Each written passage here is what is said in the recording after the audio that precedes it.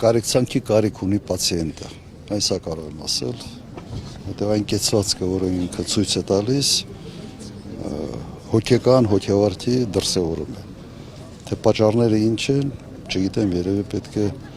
հոգեբուժներից հարցնել։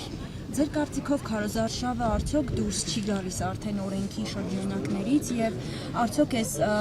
հռետորաբանությամբ միջև ուր կարող է հասնել իրավիճակը, որովհետեւ մենք տեսնում ենք, որ Փաշինյանը բացահայտ, ասում է այո, ես սպառնում եմ, իսկ իրավապահները, այսպես ասենք, չեն նկատում կամ չնկատելու են տալիս։ Ես պատկերացնում եմ որևէ ընդդիմադիր նման սպառնալիքներով հանդես գալ։ Արդեն կալանավորված կլներ։ Եվ ոչ միայն ինքը։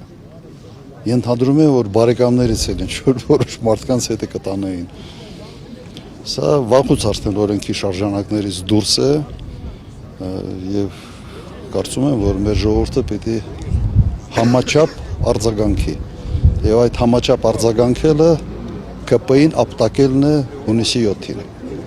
Եվ եթե թույլ տաք վերջին հարցը, նրանք ասում էին քաղաքացիները գերագույն արժեք են, բայց հիմա Փաշինյանը քաղաքացիներից մեկին ասում է, ինչու ես ողջ մնացել, ինչու չես զոհվել պատերազմում։ Նրա թիմակիցներից մեկն էլ, օրինակ Պապիկյանը, ասում է քաղաքացիներին տրորելով կանցնել, այսպիսի սպառնալիք է ասում։ Ինքը մեկ քաղաքացու չի ասել դա, ինքը ասել է ըստ էության 150,000 արցախցիներին։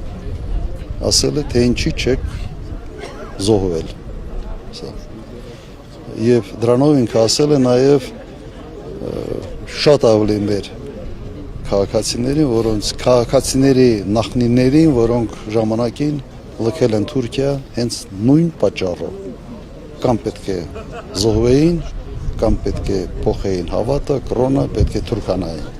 Բոլոր այդ մարդկանց ուղղակի վիրավորել են։ Եվ կրկանեմ, սրա ապտակը պետք է լինի եւ պատասխանը պետք է լինի հունիսի 7-ին։